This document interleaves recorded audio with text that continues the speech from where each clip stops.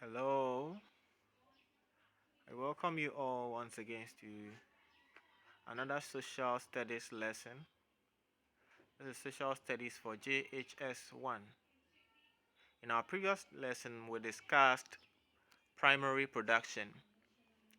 We looked at primary production as the extraction of raw material from their natural source, and we looked at some problems facing the primary sector.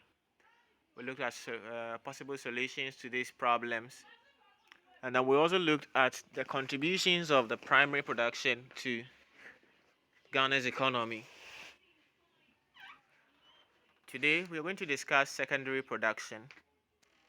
Secondary production is one of the three main types of production.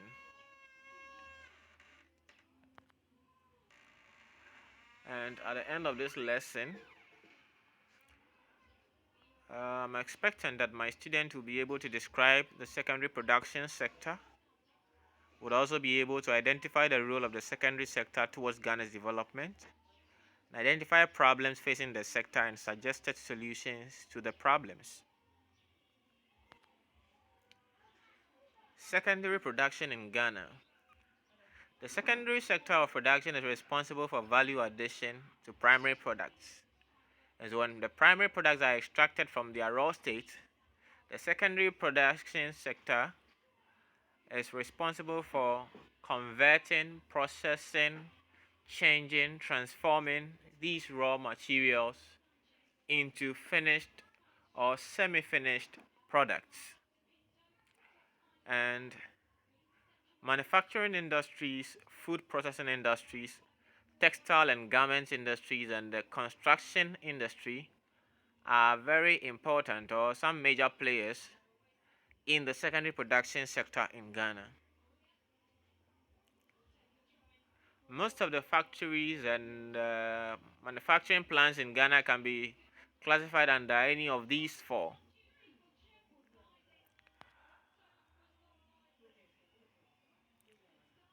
There are many factories in Ghana, and very popular among some of these areas where these factories are located are Tema. There's a big industrial area in Tema. Then we have one industrial area also in Accra, the North Industrial Area. We have some industrial areas in Kumasi, Takrady, and then there are other factories and plants scattered all over the country. Though Ghana's economy is mainly backed by primary production sector, the secondary industry over the years is gaining grounds in Ghana. In recent times, the government of Ghana have tried to also increase or develop the secondary sector, or the secondary production sector, with the introduction of initiatives like One District, One Factory, and some other industrialization plans that the government has. But what influences the location of industries to build an industry at a particular location? These are some of the things that the entrepreneur or the builder looks at. Nearness, not neatness, but rather nearness. Nearness to the source of raw material is very important. Nearness to the source of raw material. Then, sorry, nearness to the source of raw material. Let me correct that quickly. Then, nearness to nearness. Then, nearness to source of power. So, before any industry is built at a place, the entrepreneur or the businessman looks at how close, what is the proximity, how close is the industry to a source of raw material. So, for example, if he wants to set up a tomato processing factory, it should be close to where there are tomato farms. If you want to set up a sugar processing factory, it should be close to where there are sugarcane farms. So, nearness to the source of raw material. Then, nearness to the source of power. The factory should be close to a source of power so that you won't spend much transporting power to the factory, because big factories use excessive amount of power, that is precisely electricity power and other such forms of power that these plants and machines use. So, for example, the Volta Aluminium Company, Valco, was built at Tema because of its proximity, its nearness to the Akosombo Dam, which is the source of hydroelectric power. Then availability of labor, whether there are people available to do the work. If there are people are not available, people have to travel all the way from a far place before they can get to the factory, then it might not be a wise decision to set up the factory there. The factory should be close to where people can easily come there. Then accessibility to market. When products are fully done, or when products have been fully manufactured or completely processed, what happens? It has to go to the market. How near is how near is the factory to the market? Accessibility to market. That is why most factories are situated around Tema, for example, because it's close to the port, so that exporting is easier, importing of raw materials is easier, exporting of finished product is easy. Proximity to market. Then suitable government policies. In countries or areas where government policies are suitable, are favorable, like tax holidays, tax waivers, reduction in import charges and duties and all that, business people like to set up industries in such places because it favors them. Then availability of infrastructure.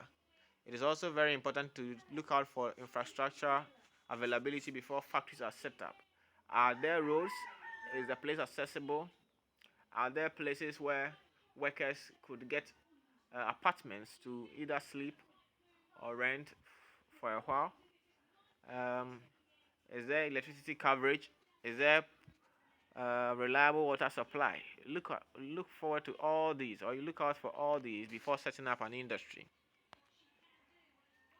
The role of the secondary production sector. Just like the primary production sector, the secondary sector also creates employment for a whole lot of people: machine operators, factory hands, managers, drivers, and so on. It also generates income in the form of um, salaries and wages to the workers, then also in the form of taxes, tolls, rates, rents, and um, value added tax, NHIA levy, and all that to the government. Then it also generates foreign exchange when semi-finished or finished products are exported. Like, for example, Ghana's cocoa beans is processed into cocoa powder, chocolate, cocoa drinks, and so on, and exported. It generates foreign exchange, dollars, pounds. Then infrastructural development. When factories or when the secondary sector is developing and factories are being built all over the place, it necessitates infrastructural development, road extensions, railway extensions, power supply, potable water, reliable water supply, and so on. Then the secondary sector also provides us with food, clothing, and shelter, and they add value to our primary products. Irrespective of all these contributions, the secondary production faces a lot of challenges too. There is inadequate funding. People who have the interest in setting up factories and processing plants do not have adequate funding. They don't have enough money to set up such factories, because purchasing such plants and machineries for huge factories is very expensive and you need financial support. Then low level of technology is another. Our factories and processing plants in Ghana, though use technology, the level of technology is quite slow, or it's quite low, because there's a lot of human interference or human activities that go on in there. Then inadequate supply of raw materials is another problem that our industries face, because our primary sector, especially our agric sector, rely heavily on rainfall instead of irrigation farming. Our crops or raw materials are seasonal, and so at a point in time the factories have enough raw materials. At another point in time, when the crop, to be precise, is out of season, then the factory lacks raw materials. For example, the sugar factory in Komenda face similar challenges. The factory was not operating at full capacity because the farmers were not able to produce enough sugarcane to supply the factory with what it needs. Though it had other challenges, inadequate supply of raw materials was also one of the challenges the Komenda Sugar Factory faced.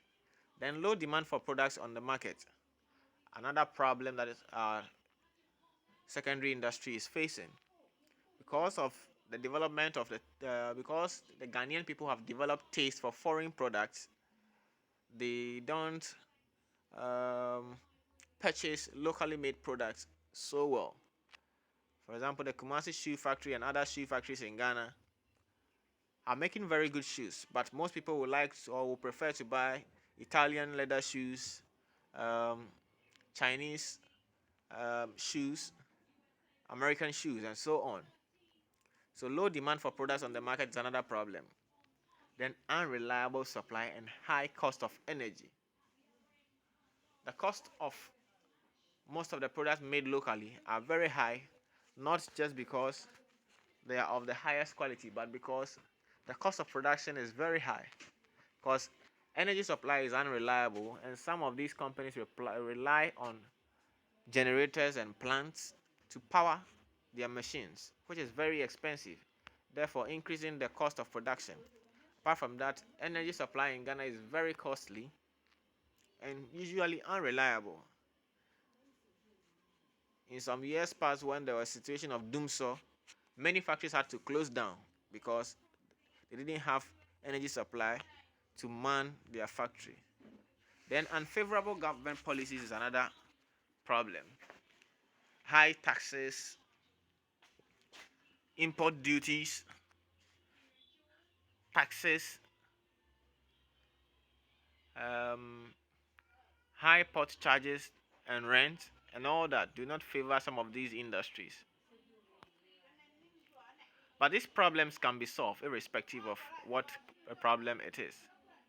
Addressing the land tenure system by instituting land reforms is one of the solutions, so that people can acquire land to put up factories easily. And improving access to credit facilities. When they're able to improve access to credit facilities, there are banks, stock traders, um, um, loan companies, and finance companies that are ready to give financial support to um, entrepreneurs or businessmen. This will motivate people to take advantage of these credit facilities and put up more industries. Then there should be a reduction in import duties on raw materials and machinery. It's also very, very important. When there's reduction in import duties on raw materials and machinery, a lot more of businessmen can import raw materials and machineries or machines to put up such big factories. Then regular energy supply. This is another thing that the government should look at, especially the energy ministry should look at stabilizing power supply in the country, and this will also help to curb the problems of the secondary industry. Then improving local demand for goods and services. This could be done through advertisements, lectures, and government policies, so that the local people can take more of the goods and services that are produced or are provided by these secondary sector industries. Having said all this, I hope that my student will take their time to look well at these lesson carefully and answer the following questions to test their knowledge that they have acquired from the lesson. 1. State 2 contributions of secondary production to the economy of Ghana. 2. State 2 factors that influence the location of industries. 3. Suggest 2 solutions to the problems facing secondary production in Ghana. I wish you good luck. Until we meet again next week, stay safe, observe the physical distancing protocols, use your nose mask and keep using your hand sanitizers, wash your hands regularly, and keep learning. Bye-bye.